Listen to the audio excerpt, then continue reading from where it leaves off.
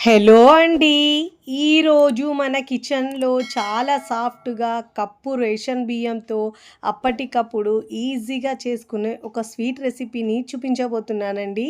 ఇంటికి చుట్టాలొచ్చినప్పుడు, లేదంటే స్వీట్ తినాలనిపించినప్పుడు, పండుగలకైనా ఈజీగా చేసుకోవచ్చండి. రుచి అయితే చాలా చాలా బావుంటదండి.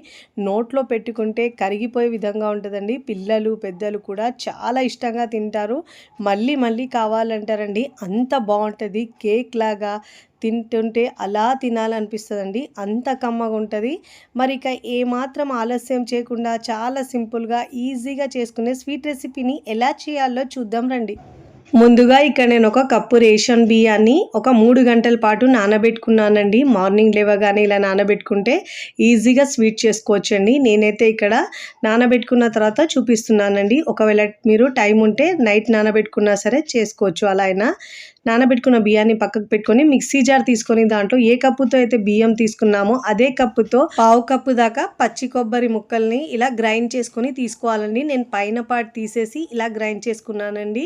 ఇప్పుడు ఇలా గ్రైండ్ చేసుకున్న తర్వాత ముందుగా నానబెట్టుకున్న బియ్యాన్ని దీంట్లో వేసుకోవాలండి. ఇక్కడ మనము సమానంగా ఒక కప్పు బియ్యం తీసుకుంటే వాటర్ కూడా మనకు ఒక కప్పు కరెక్ట్‌గా పడుతుందండి. మంచి ఫ్లేవర్ కోసం ఇక్కడ నేను ఒక టీ స్పూన్ దాకా సోంపు వేసుకోవాలండి. సోంపు వేసుకోవడం వల్ల టేస్ట్ అనేది చాలా బాగొస్తుందండి స్వీట్‌కి. ముందైతే నేను ఒక హాఫ్ కప్పు దాకా వాటర్ వేసుకున్నానండి. చూసుకుంటూ కొద్దిగా వాటర్ యాడ్ చేసుకుంటూ మెత్తగా గ్రైండ్ చేసుకోవాలి. ఇలా మెత్తగా గ్రైండ్ చేసుకున్న ఈ బియ్యం పేస్ట్‌ని ఒక బౌల్‌లోకి తీసుకోవాలండి. ఇప్పుడు అదే మిక్సీ జార్‌లో ఒక పావు కప్పు దాకా వాటర్ వేసుకొని ఇలా కలుపుకొని పిండిలో వేసుకోవాలి. ఇలా వేసుకున్న తర్వాత ఈ బౌల్‌ని మనం పక్కకు పెట్టుకొని స్టవ్ మీద వేరొక ప్యాన్ పెట్టుకొని దాంట్లో ముప్పావు కప్పు దాకా బెల్లం వేసుకోవాలండి. ఇక్కడ మనం ఒక కప్పు బియ్యం తీసుకుంటే ముప్పావు కప్పు దాకా తురిమిన బెల్లం వేసుకోవాలండి. మీరు ఒకవేళ స్వీట్ ఎక్కువగా తినే వాళ్ళైతే ఒక కప్పు దాకా అయినా వేసుకోవచ్చు. ఇప్పుడు దీంట్లో పావు కప్పు వాటర్ వేసుకోవాలి. ఇలా వేసుకొని మనకు ఇలా పాకం పట్టించే అవసరం ఉండదండి. కాస్త మనం బెల్లాన్ని కరిగించుకుంటే సరిపోతుంది.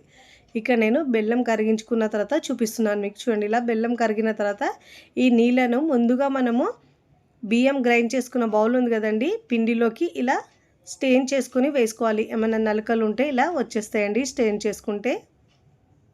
ఇప్పుడు బెల్లపు సిరప్ని వేసుకున్న తర్వాత స్పూన్తో బాగా మిక్స్ చేసుకోవాలి. ఫస్ట్ టైం నా ఛానల్ చూస్తున్న వాళ్ళు ప్లీజ్ నా ఛానల్ని సబ్స్క్రైబ్ చేసుకోండి, లైక్ చేయండి, పక్కనున్న బెల్ ఐకాన్ని ప్రెస్ చేయండి. ఇలా ప్రెస్ చేయడం వల్ల నేను పెట్టే వీడియో నోటిఫికేషన్ ముందుగా మీ హోమ్ పేజ్కి వస్తాయండి. వీడియోని ఎక్కడ స్కిప్ చేయకుండా పూర్తి వీడియో చూస్తేనే మీకు పర్ఫెక్ట్గా వస్తుందండి ఈ స్వీట్ అనేది.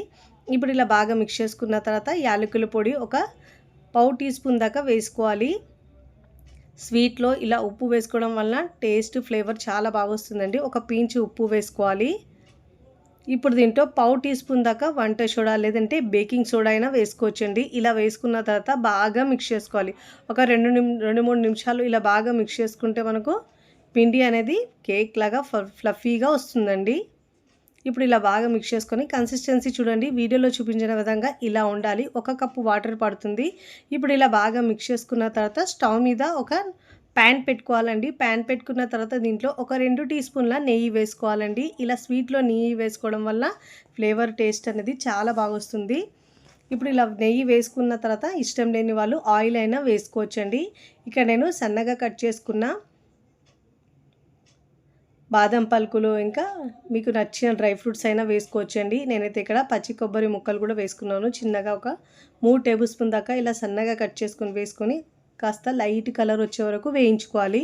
చూడండి, ఇలా బాగా వేగిన తర్వాత ముందుగా మనం రెడీ చేసుకున్న బ్యాటర్ని దీంట్లో వేసుకోవాలండి. స్టవ్ని సిమ్లో ఉంచి వేసుకోవాలి. ఇలా బ్యాటర్ మొత్తం వేసుకున్న తర్వాత స్పూన్తో మిక్స్ చేద్దండి. కాస్త పైన పచ్చి కొబ్బరి ముక్కలు ఉన్నాయి కాబట్టి నేను స్పూన్తో ఇలా కాస్త మధ్యలోకి అంటున్నానండి. మరి కింద నుంచి అలా అనకూడదు. ఇక్కడ నేను యూజ్ చేసే మన ప్రోడక్ట్స్ కావాలంటే మీకు డిస్క్రిప్షన్లో లింక్ ఇస్తానండి, అక్కడ నుంచి మీరు బై చేసుకోవచ్చు. ఇప్పుడు మూత పెట్టేసి మీడియం ఫ్లేమ్లో ఒక 5 నిమిషాలు, ఇంకా లో ఫ్లేమ్లో 5 నిమిషాలు ఉడికించుకోవాలండి. మొత్తం 10 నిమిషాల పాటు ఉడికించుకోవాలి. కేక్ లాగా ఉడికిన తర్వాత ఫ్లఫీగా టేస్టీగా చాలా బాగుంటుంది.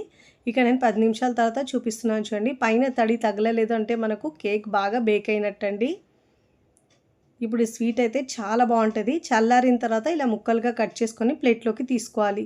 చాలా ఈజీగా సింపుల్గా చేసుకునే కప్పు బియ్యంతో ఈ స్వీట్ మీకు నచ్చితే తప్పకుండా ట్రై చేయండి. ట్రై చేసి ఎలా కుదిరిందో కామెంట్ ద్వారా తెలియచేయండి. కట్ చేస్తేనే తెలుస్తుంది ఎంత సాఫ్ట్గా వచ్చిందో. చాలా బాగుంటుందండి. నోట్లో పెట్టుకుంటే కరిగిపోయే విధంగా ఉంటుంది. స్వీట్ తినాలనిపించినప్పుడు లేదంటే పండుగలకు ఇలా చేసుకోండి. చక్కగా చాలా ఇష్టంగా చేసుకోవచ్చండి. ఫస్ట్ టైం చేసిన వాళ్ళకు కూడా చాలా బాగా వస్తుంది. తుంచితేనే తెలుస్తుంది ఎంత మృదువుగా వచ్చిందో. వీడియోని లైక్ చేయండి. లైక్ చేసి హై బటన్ని నొక్కండి. ఫ్రెండ్స్ ఫ్యామిలీకి షేర్ చేయండి. మరికొన్ని టేస్టీ సింపుల్ క్విక్ రెసిపీస్ కోసం నా ఛానల్ని సబ్స్క్రైబ్ చేసుకోండి. Thanks for watching. Bye bye.